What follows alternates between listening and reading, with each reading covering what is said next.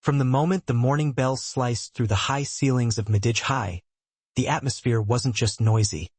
It was a pressurized chamber of adolescent curiosity and impending chaos.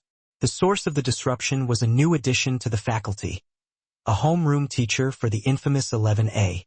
Her name, Miss Hayes, was unknown, a blank slate, yet her presence carried an immediate weight. She was a woman defined by her profound stillness, an educator with sharp, intelligent eyes and a quiet strength so ingrained she never felt the need to advertise it. As she navigated the noisy corridor, her attendance folder clutched lightly in her hand. Her precise, elegant walk seemed strangely out of place amidst the hormonal turbulence and scattered energy of the teenage battlefield. She walked unknowingly toward a confrontation that would not only define her tenure but turn her very first morning into a legend. A storm that would expose the casual cruelty nurtured in certain privileged halls, and simultaneously unleash a calculated fire she had spent years honing and keeping meticulously under wraps. The instant she stepped across the threshold of Class 11A, the pre-existing whispers didn't just stop. They exploded into sharp, mocking sparks across a dry, receptive audience. The perpetually bored boys in the back rows exchanged knowing smirks, while the girls slowly raised skeptical eyebrows, sizing her up. Dominating the emotional landscape of the room, seated like self-appointed royalty in the central hub, were Brett Dalton and his inner circle, the notorious gang of varsity jacket bullies. These boys operated with absolute impunity. Their parents' vast wealth and political influence guaranteed that every destructive impulse, every act of vandalism or cruelty, was swiftly mediated, downgraded from a crime into merely a forgivable teenage mistake. Miss Hayes calmly placed her polished leather bag on the desk and offered a polite, measured good morning. Brett, the undeniable ringleader, merely leaned back deeply in his chair, a slow, predatory grin spreading across his face. It was a silent declaration. She wasn't an authority figure. She was simply the day's entertainment. She kept her voice even, a steady, warm contralto, calling out names from the roll sheet, deliberately ignoring the growing static. Yet, her composure only seemed to fuel their defiance. The class grew louder, the whispers hardening into overt mockery. They mimicked her intonation, exaggeratedly coughed, and launched small, tightly wadded paper balls in low arcs whenever they believed her gaze was fixed elsewhere. She absorbed it all with an unnatural, confident grace, but beneath her tailored blouse, she recognized the feeling. The mounting pressure, the tension coiling tight in the room, ready to snap with volatile energy. When she reached Brett Dalton's name, the response was silence. He didn't answer. Instead, he executed a deliberate, theatrical rising from his seat, moving toward her desk with a slow, contemptuous swagger that held the room captive. He stopped inches away, radiating arrogant superiority, and tapped her attendance sheet with one finger, a gesture of mocking disrespect aimed directly at the symbol of her authority. Miss Hayes held her posture, refusing to yield the space, and simply repeated the request, "Present." Brett responded with a harsh bark of laughter. Then, in a sudden, shocking move, he reached out, snagged the starched collar of her neatly ironed shirt, and held it tight. The class collectively gasped, every student waiting for the inevitable shriek or breakdown. But she did not flinch. Her stillness only intensified, which seemed to irritate him profoundly. His friends were already filming, phones raised high, cheering him on, convinced that this public humiliation of a new teacher would cement their legend in the school lore. In one impulsive, brutal tug designed solely to impress his audience, Brett yanked hard. The sound was a loud, tearing rip. The stitching at the shoulder seemed giving way instantly. It silenced the entire classroom more effectively than any shouted warning. For one suspended moment, time froze.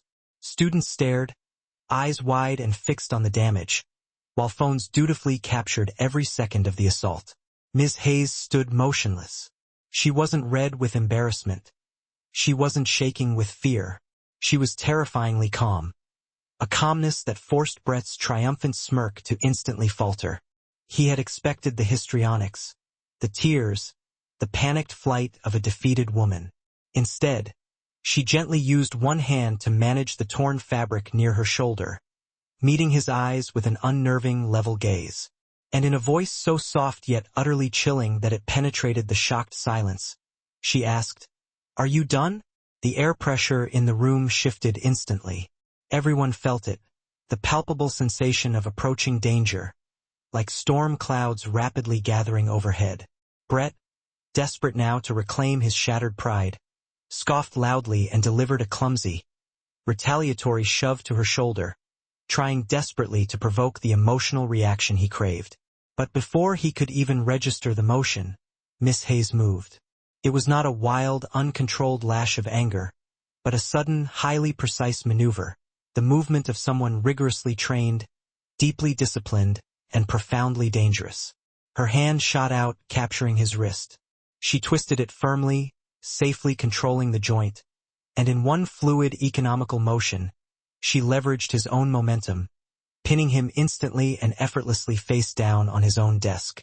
He was completely immobilized, his arm locked in a hold that caused no pain but permitted zero movement. The class erupted into a torrent of stunned gasps. Brett, moments earlier the loudest, most swaggering force in the room, was now trembling, utterly unable to break free from her controlled, immovable grip. She released him just as swiftly, letting him stumble backward, scrambling to regain his balance and dignity. Without raising her voice, without a single wasted breath, she issued her first undeniable command. "All recording devices, all phones, on my desk. 10 seconds.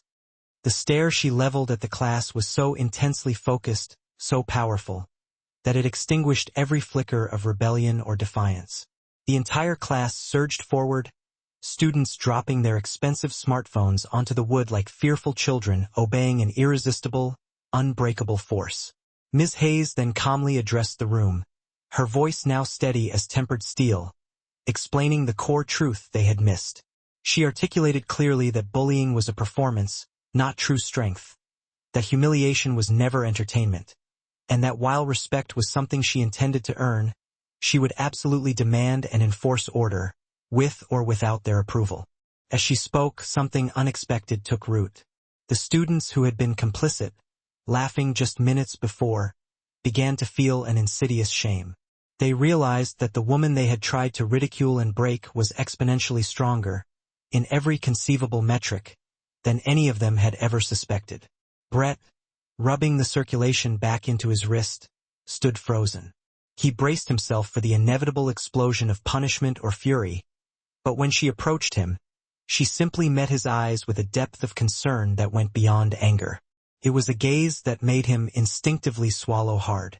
She told him that his behavior wasn't impressive. It was a clear symptom of something fundamentally broken inside him that he didn't know how to repair. And if he genuinely intended to continue acting like a leader, he needed to learn the difference between raw power and genuine authority.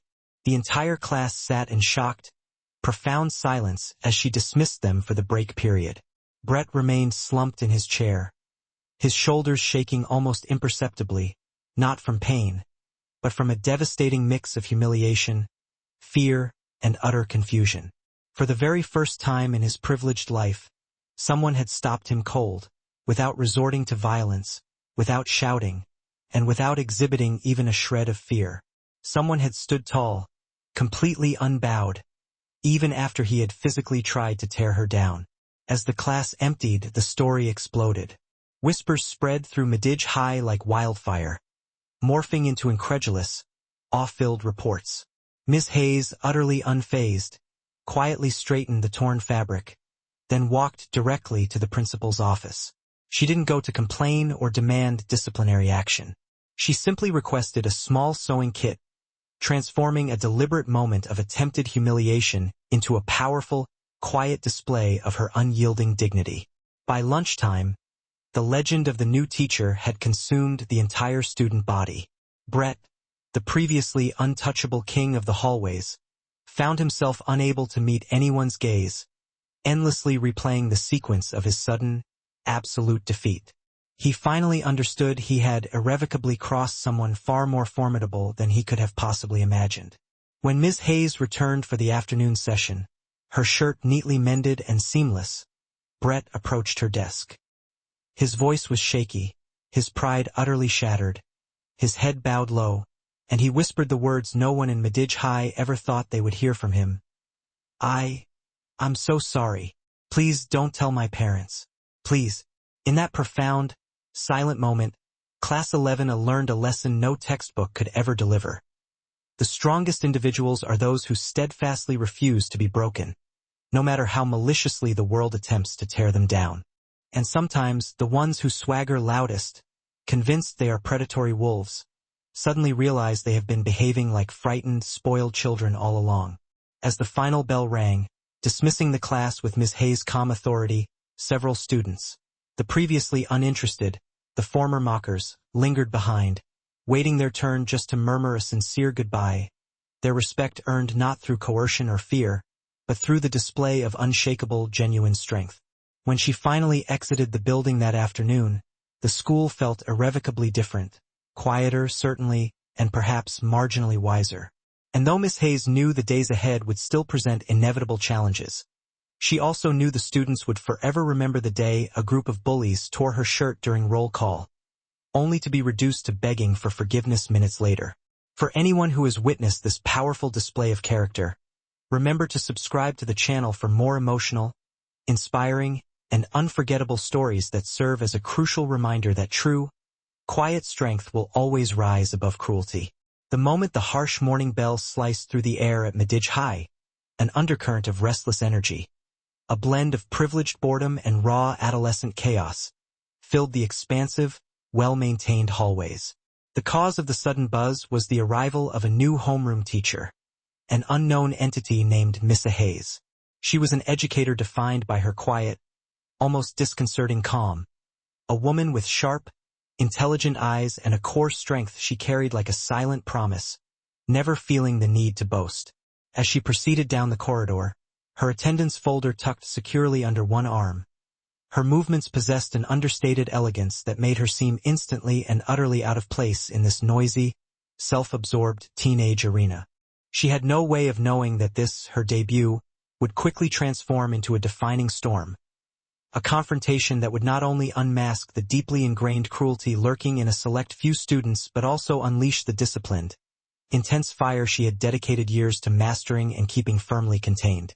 The threshold of classroom 11A was crossed, and the atmosphere instantly shifted. Whispers ignited like scattered sparks in kindling, the dry rustle of malicious curiosity. The back row of boys exchanged knowing smirks, while the girls raised meticulously shaped eyebrows in judgment. Dominating the center of the room were the unquestioned kings of the school. Brett Dalton and his entourage, a solid phalanx of privilege cloaked in expensive varsity jackets. These were students genetically conditioned to impunity. Their parents' vast wealth and political leverage routinely sanitized every malicious act, transforming serious crimes into forgivable teenage mistakes. When Miss Hayes settled her satchel on the desk and offered a measured, "Good morning," Brett simply tilted his chair back, balancing carelessly on two legs, a predatory grin plastered across his face. He had clearly designated her as the day's primary source of amusement. Maintaining a steady, warm cadence, Miss Hayes began calling the roll, a deliberate act of refusing to acknowledge the distraction of the rising murmur.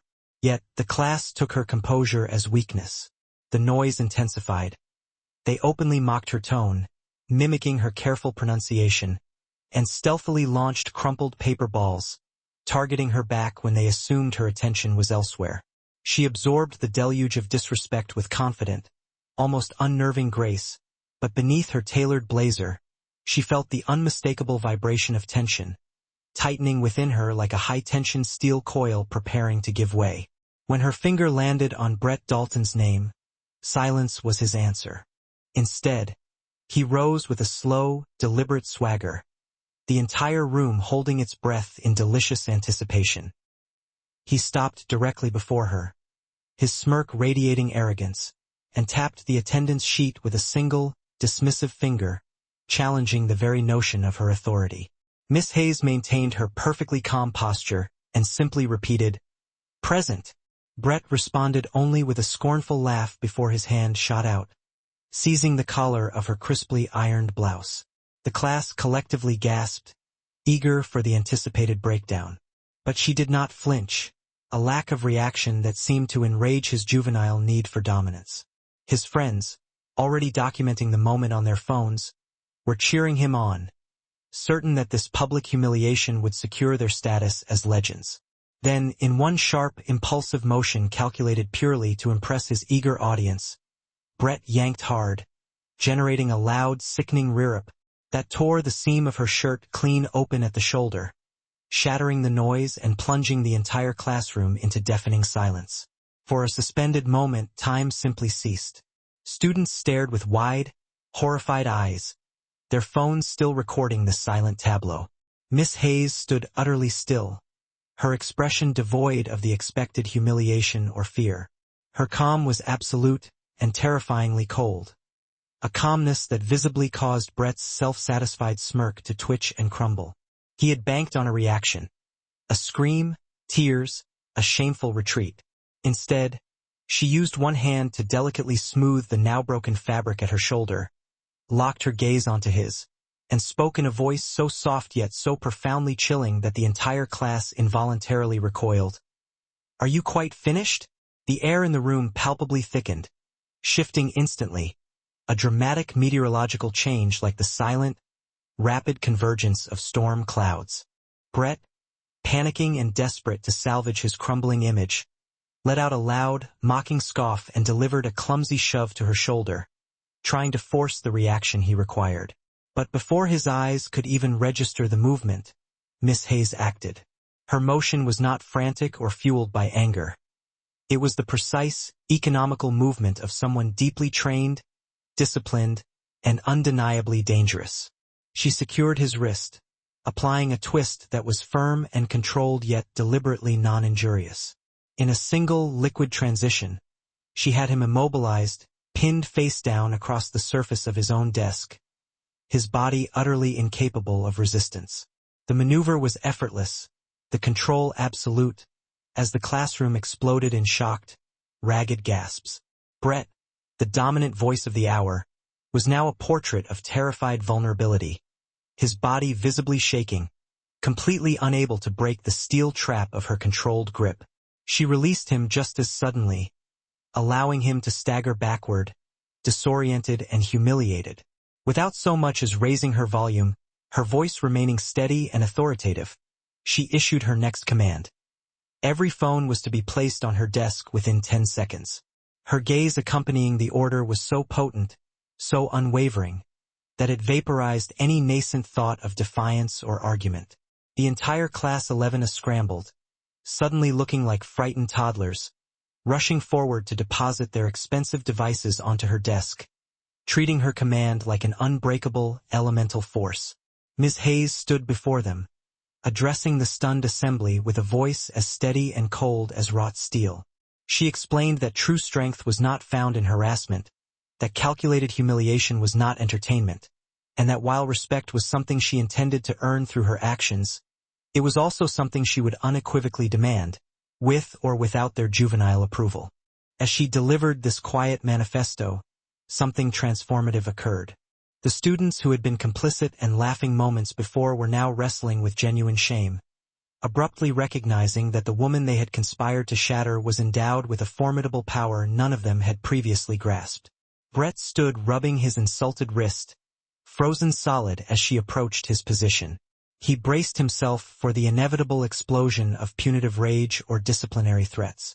Instead, she stopped inches away and regarded him with an unnerving, profound depth that forced him to gulp down his pride.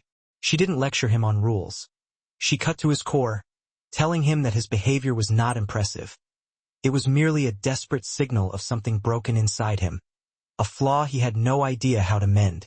She concluded, her tone level and analytical, that if he intended to persist in claiming the mantle of a leader, he first needed an urgent education in the true definition of leadership. The dismissal bell rang, breaking the spell, yet the entire class remained rooted in stunned, absolute silence. Brett, however, stayed seated. His shoulders were trembling subtly, not from any physical injury, but from an overwhelming internal cocktail of profound humiliation, creeping fear, and intellectual confusion. For the very first time in his pampered, privileged life, Someone had managed to stop him completely. Not through reciprocal violence, not through panicked shouting, and certainly not through fear.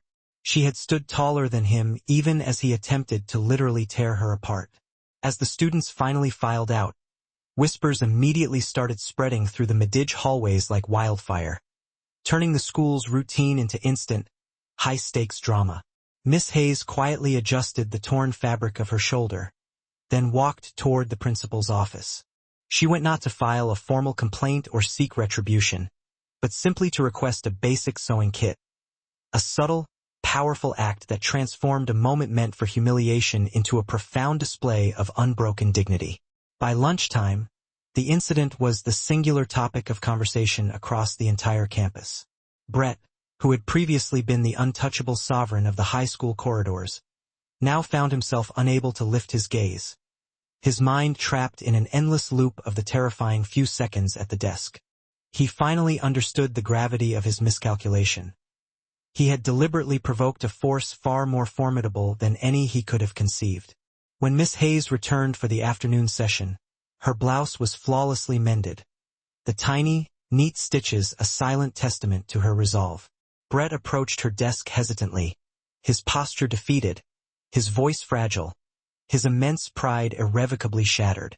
With his head bowed low, he whispered the words no one at Medici High had ever expected to hear from his lips. I'm truly sorry. Please don't inform my parents. I beg you." In that quiet plea, the entire classroom absorbed a fundamental truth that no curriculum could ever impart. They learned that the most truly powerful individuals are those who, despite every effort to break them, maintain their internal structure. And sometimes, the very students who strut and roar like wolves discover, in a moment of clarity, that they have been merely acting out the confused insecurities of lost children. As the final bell rang, Miss Hayes dismissed the class with the same calm, unyielding authority she had demonstrated all day. Several students, those who had previously mocked her or shown disinterest, lingered intentionally, waiting their turn to offer a respectful goodbye. Their respect was not born of fear, but of an awe inspired by her unshakable, genuine strength. By the time Miss Hayes exited the building that afternoon, the entire atmosphere of Medici High felt subtly but profoundly different. Quieter, certainly, and perhaps marginally wiser. She knew the remaining academic year would present further challenges, but she also knew with certainty that these students would carry the memory of that day forever. The moment a group of privileged bullies tore a teacher's shirt during roll call, only to be reduced to begging for mercy minutes later. This powerful story serves as a potent reminder that authentic strength will invariably rise and triumph over casual cruelty. If this narrative resonated with you, ensure you subscribe to the channel for more deeply emotional, inspiring, and unforgettable stories that underscore this essential truth.